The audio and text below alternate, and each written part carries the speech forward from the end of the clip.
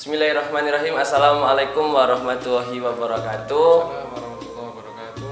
Kembali lagi bersama saya Ditya Firmarosiansa, dan di samping saya ada salah satu pengisi dan juga penasehat dari Asyurul TV, yaitu Mas Badrudin Mbak Aziz. Apa kabar Mas? Alhamdulillah baik semuanya. Semoga Mas Dri juga sehat gitu ya. Amin amin. Ya, Semoga ini pemirsa juga- karena pandemi ini, Masya Allah. Tapi semoga dengan kita adanya ujian dari Allah berupa pandemi tidak mengurangi rasa semangat kita untuk belajar. Tetap ngaji Pak Mas Dri ya. Iya. Kan bisa sekarang ngaji bisa melalui YouTube, channel. Ya, salah satunya Asyurul. Maka dari itu. Makanya itu, Semangat. memang ini kan Asyurul itu kan dulu kan saya sempat ceritakan ya, bahwa Asyurul ini salah satu kenapa kok kita buat itu kan mulai dari pandemi awal kita masuk. Iya iya. benar. Jadi awal dari pandemi itu kita mulai buat channel tersebut supaya teman-teman ini Terfasilitasi. terfasilitasi, karena kan ya ngapunten kadang kita kalau salah milih gitu kan. Nah, itu.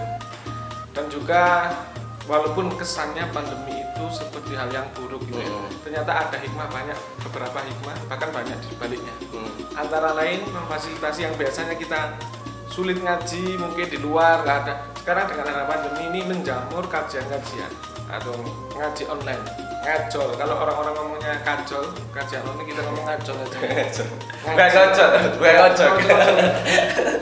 Oke, Mas Didit, gimana Mas Didit?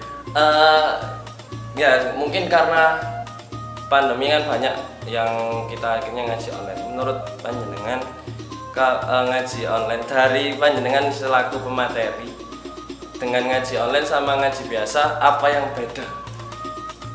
Baiklah, menurut saya Mas Didit ya, ini yang beda di antara ngaji biasa dan seperti umumnya talaki dengan ngaji online. Pertama, ya tentang girohnya, semangatnya. Mungkin ada yang lebih bersemangat di dalam ngaji online karena bisa diikuti dimanapun, kapanpun, dengan tiduran di surga bisa ya. Benar-benar. Ini kayak apa namanya? Positif kita ngaji online. Dan bisa didengar ulang.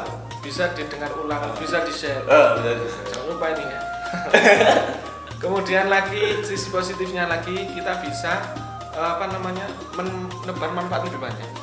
Jika kita ngaji biasa, mungkin di musola atau di masjid, di pondok, terbatas mungkin sekitar ya yang hadir gitu aja. Tapi dengan ngaji online seperti ini bisa dinikmati bahkan seluruh dunia, insya Allah ya. Amin. Akhiratnya juga ikut ngaji ya. Seluruh dunia bisa. Tapi ada sisi negatifnya juga, bukan negatif ya, kekurangan. Bagaimanapun juga ngaji dengan guru, bertemu dengan langsung, talaki itu keberkahannya insya Allah lebih besar. Tapi karena memang ada suatu kondisi yang sangat kan, jadi kan gitu ya, insya Allah tidak mengurangi keberkahan kita walaupun ngaji melalui online. Cuman ya itu, muka-muka KB istiqomah ya. Kalau orang Jawa ngomong istiqomah, pokoknya istiqomah insya Allah akan diberikan keberkahan yang lebih oleh Allah Subhanahu wa Ta'ala. Sama ini Mas, kan sekarang kan kita posisi pandemi dan beberapa guru kita mungkin kayak gurunya Ana itu nggak melakukan kajian secara online, Oh gitu. akhirnya berhenti ngajinya. Lah, bagaimana cara kita menyiasati mencari guru pengganti dari guru kita? Iya, ikuti Asyurul. Ikuti. Insya Allah Promosi ya. ya kan nggak apa-apa, promosi kebaikan gitu kan ya. Jadi memang mungkin dari itu juga salah satu kekurangan mungkin ya. Jadi mungkin kalau ustadz atau kiai-kiai yang sudah sepuh mungkin kurang ada teknisnya ya, mungkin nggak ada yang streaming, kan nggak ada yang Kayak kita lah. itu kan ilmunya masya Allah, cuman kesayang di kendala teknis. Nah. Jadi dengan adanya corona malah mereka beliau-beliau itu tidak ngaji. Nah, itu sayang sekali sebenarnya, dari salah satu kekurangannya. Cuman tidak mengurangi semangat kita. Masih banyak sekali pendai, pendakwah, kiai, ustadz yang melakukan kajian online. Jadi gimana kita Cara milihnya, cara milih gurunya ini yang kan kadang kita ngorok, oh itu enak. Nah kan yang sering ini Mas, yang sering saya saya lihat lah, saya temukan dari teman-teman itu, pokok suara enak, ganteng. bahaya. Ini yang sering. memang gitu ya, biasanya lihat apa namanya penyampaiannya enak, enak denger atau mungkin nggak dengar. Nah itu jangan jadi patokan itu ya, mohon sekali. Kita ngaji bukan gara-gara suaranya enak ataupun penyampaiannya enak, tidak hanya itu juga penting. Cuman tidak hanya itu, yang ada yang lebih mendasar lagi yaitu tentang akidahnya, sanadnya. Ya.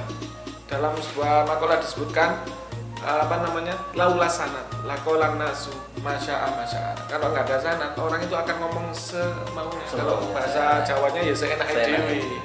Nah, itu apa namanya, itu bahaya jadi bagi pemahaman akidah kita. Jadi pastikan kita tahu siapa yang kita ikuti.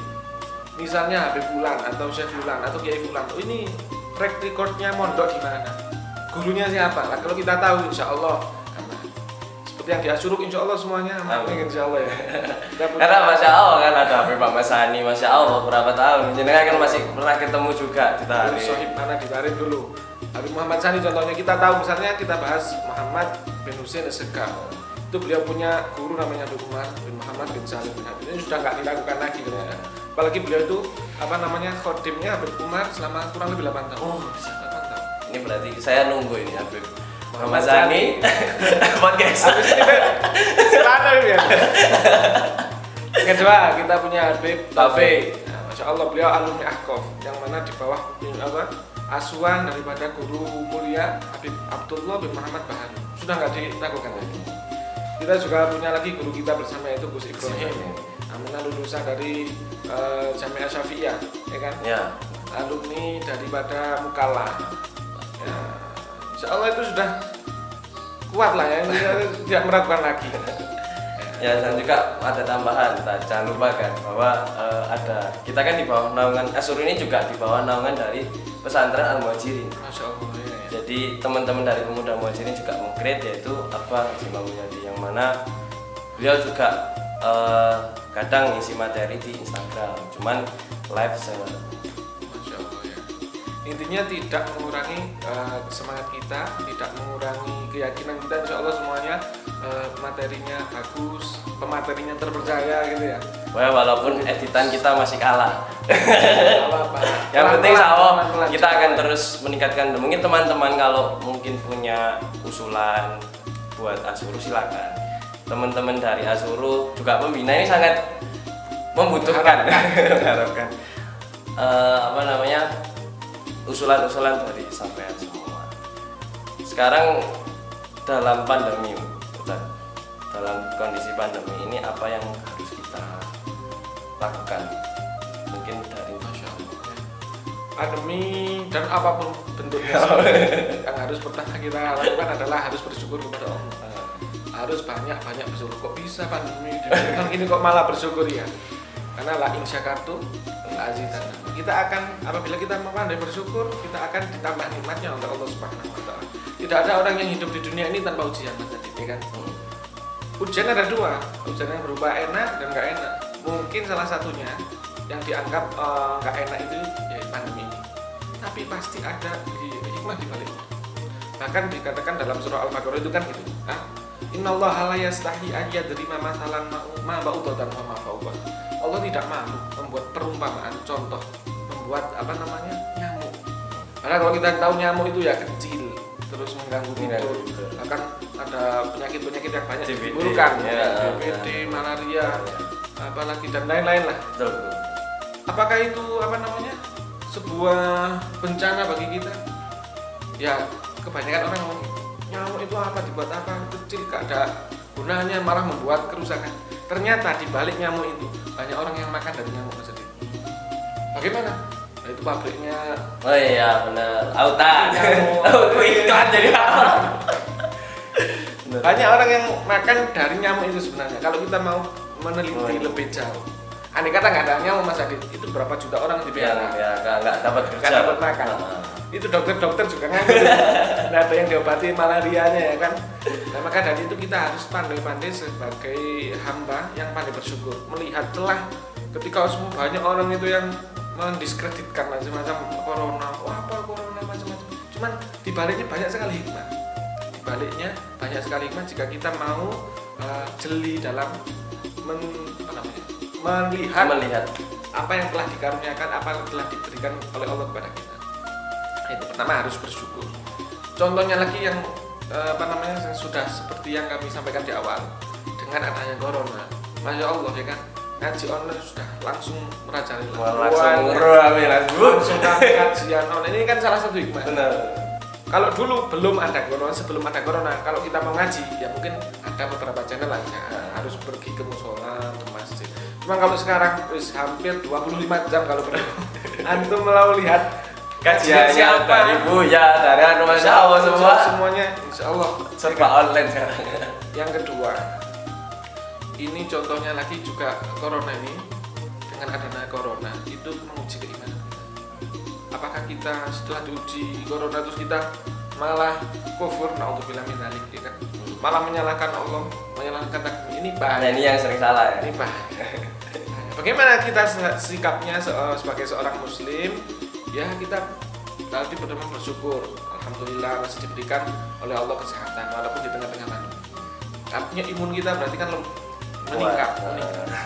Yang kedua, tetap harus kita usaha ikhtiar untuk mendapatkan kesehatan. Jangan kok, kalau ditakdirkan mati ya mati aja. Nggak mungkin, walaupun ya benar itu. Nanti masalah takdir memang ya. Tapi kita sebagai orang yang beriman dituntut juga untuk melakukan kaidah syariah. Yaitu apa? Yaitu usaha-usaha syar'i, yaitu menjaga kesehatan. Jadi tetap jaga jarak, pakai masker, kalau protokol kesehatan, jangan kerumunan dulu ya kan. Nah, kalau ini tadi sudah masker dan ya udah, ini karena kita sedang ambil video aja. Insyaallah. Intinya gitu, harus pandai bersyukur dan pandai bersabar juga. Dari hadisnya Rasulullah SAW disebutkan ya betapa menakjubkannya perilaku seorang muslim itu. Bagaimana menakjubkan, kata sahabat ditanya, maka dijawab sama Nabi, maka ketika seorang muslim mendapatkan musibah, mereka ini bersabar, maka mendapatkan kebaikan dari kesabarannya. Ketika ditimpa sesuatu yang enak, diberikan karunia yang enak, ujian berupa yang karunia Allah, maka mereka mau bersyukur, maka dia juga baik. Artinya Mas Adi, walaupun kita ditimpa musibah, kita mau bersabar sama dengan pahala, diberikan oleh nikmat oleh Allah Subhanahu wa taala, mau bersyukur juga pahala, sama-sama pahala. Nah, itu enaknya kita menjadi orang mukmin, insyaallah gitu. Dan sekarang kan kita udah mau mendekati yang namanya Idul Adha. Insyaallah. Nah, mungkin ini sekalian lah, mumpung kita lagi podcast, mungkin amalan-amalan apa aja yang mungkin bisa kita lakukan sebelum menghadapi Idul Adha. Oke. Ya, semoga kita berdoa kepada Allah Subhanahu wa taala dipanjangkan usia kita, keberkahan usia, ya kan, dalam sehat walafiat sehingga bisa kita taat kepada Allah, taat kepada Rasulullah SAW. Salah satu taat kepada Allah yaitu kita menyambut Idul Adha ini. Yang mana Idul Adha itu jatuh di bulan Dzulhijjah. Yang mana bulan Dzulhijjah ini adalah salah satu dari 4 bulan haram. Apa itu 4 bulan haram? 4 bulan. Dari 12 bulan ada 4 bulan yang dimuliakan oleh Allah, yang mendapatkan keistimewaan oleh Allah, yaitu dimuliakan dari bulan-bulan yang lain. Bahkan di dalamnya dulu ketika zamannya Rasulullah itu tidak boleh perang, tidak boleh ada perang. Kemudian tidak boleh berkata-kata, intinya nggak boleh yang kotor-kotoran jelek-jelek. Walaupun di luar itu juga nggak boleh sebenarnya, cuman lebih ditekankan lagi, lebih utama lah. Apalagi masuk ke 4 bulan haram. Dan dalam satu keterangan juga disebutkan siapa orang yang beribadah di 4 bulan haram termasuk bulan Dzulhijjah, mereka akan dilipat gandakan pahalanya, insya Allah ya kan. Kita misalnya berbaca sholawat 1 kali di bulan haram, itu bisa dilipat gandakan 10, 70, 100 kayak gitu. Juga dibaliknya, apabila kita melakukan maksiat, naudzubillah min dzalik, jangan sampai ya, di bulan haram akan dilipat gandakan dosa. Nah itu, monggo kita semangat untuk melakukan kebaikan ya, jangan maksiat dulu. Ya, kalau bisa nggak usah. Ya gitu ya. Namanya itu termasuk 4 bulan haram. Ada lagi istimewa. Bulan Dzulhijjah ini seluruhnya bulan haram, istimewa. Ada lagi yang paling istimewa lagi, yaitu apa? 10 awal Dzulhijjah.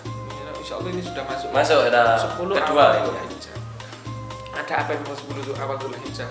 Itu adalah salah satu Ibnu Abbas dan ulama-ulama yang lain ya.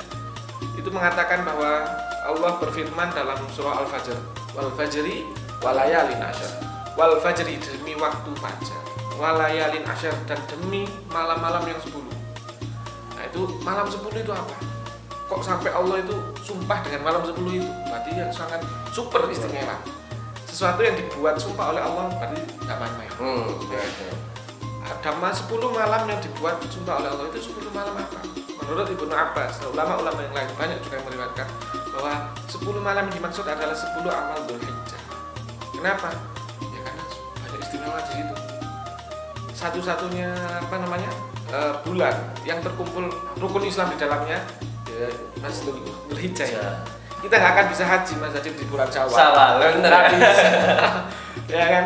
Nah, itu. Kemudian dalam satu riwayat juga disebutkan, barang siapa yang puasa di bulan Dzulhijjah tanggal 1 sampai tanggal 7, antara 1 sampai tanggal 7, setiap harinya diberikan pahala sama dengan puasa 1 tahun. Kalau kita seminggu puasa 7 tahun sudah. Antum pernah puasa 7 tahun? Nekrek. Kan tadi juga nggak boleh. Oh, nggak boleh. 7 tahun. Satu hari dipahalakan 1 tahun. Bahkan dalam satu riwayat yang lain, 1 hari tanggal 1 sampai tanggal 7 sama dengan puasa 1000 hari. Pahalanya 1000 hari, Masya Allah, ya kan? Nah kalau tanggal 89, wah lebih istimewa lagi. Apa tanggal 89?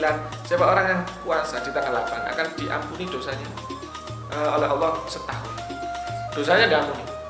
Apalagi pahalanya, insya Allah itu lipat gandakan. Dan yang paling istimewa lagi, siapa orang yang puasa di tanggal 9, itu akan Allah ampuni dosanya 2 tahun. Tapi bukan berarti wah sudah diampuni kita maksiat aja. Wah bahaya kalau gitu, salah paham. Jangan salah paham ya, jangan salah paham. Kan sudah puasa ini tanggal 9, 2 tahun bebas melakukan dosa sudah diampuni. Ini salah ya, pemahaman yang salah.